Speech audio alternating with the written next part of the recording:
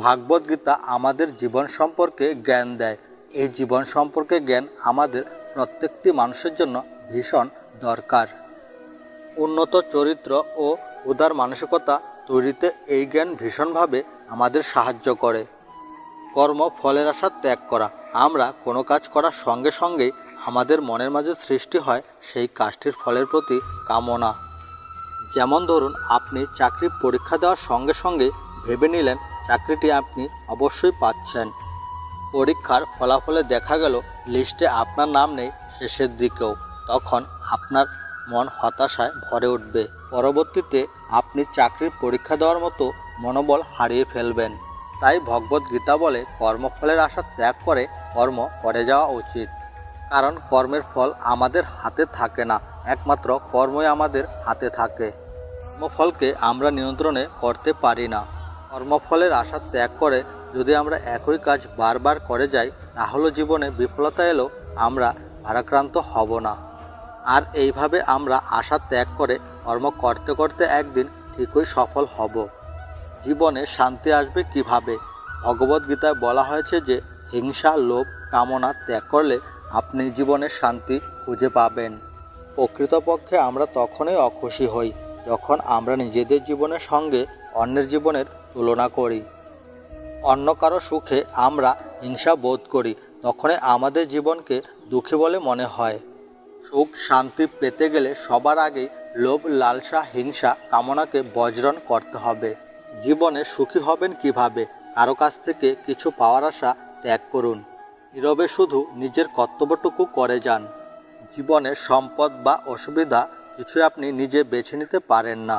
জীবন আপনাকে যা দেয় সেটাই আপনার মেনে নেওয়া প্রয়োজন। এই বিষয়গুলি আপনার পূর্বকৃত কর্মফলের সাথে ঘনিষ্ঠভাবে সম্পর্কিত। তাই কারোর কাছে কিছুই আশা করবেন না। সুখী হওয়ার জন্য এটাই একমাত্র পন্থা। ক্রোধ ত্যাগ করা। ভগবদ্গীতায় বলা আছে ক্রোধ মানুষের জন্য ক্ষতিকারক। ক্রোধকে আসরিক শক্তি বলা হয়। দেখুন, আজকের দিনে ডাক্তারও বলেছেন যদি সুস্থ থাকতে চান রাগ উত্তেজনা ভুলে যান। আশা করি বুঝতে পারছেন ভগবদ্গীতায় কত বড় বিজ্ঞান রয়েছে। কর্মের তাৎপর্য উপলব্ধি করা। ভগবদ্গীতায় বলা হয়েছে প্রতিটি মানুষ নিজ নিজ ও কর্ম অনুসারে ফল ভোগ করে। তাই সৎ ব্যক্তিদের জীবনে দুঃখ দেখে কখনো অসৎ ব্যক্তির জীবন ধারণ করা উচিত নয়।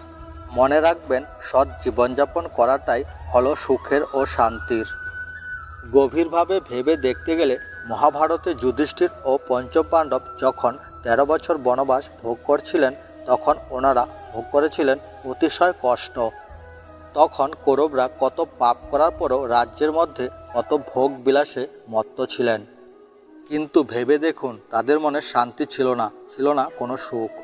দ্রৌপদীর অভিশাপ, পঞ্চপাণ্ডবদের করা প্রতিজ্ঞা তাদের মনের মধ্যে ভয় সঞ্চারিত করেছিল।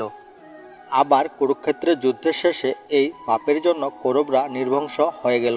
তাই বলা হয় ভগবানের বিচার দেরিতে হয়, কিন্তু আদতে যথার্থই হয়। সব কিছুই পূর্ব নির্ধারিত। ভগবদ্গীতায় বলা হয়েছে যা কিছু হচ্ছে সব কিছুই পূর্ব নির্ধারিত। বলা হয় যে পরমেশ্বর ভগবানের ইচ্ছা ছাড়া গাছের একটি পাতাও নড়ে না।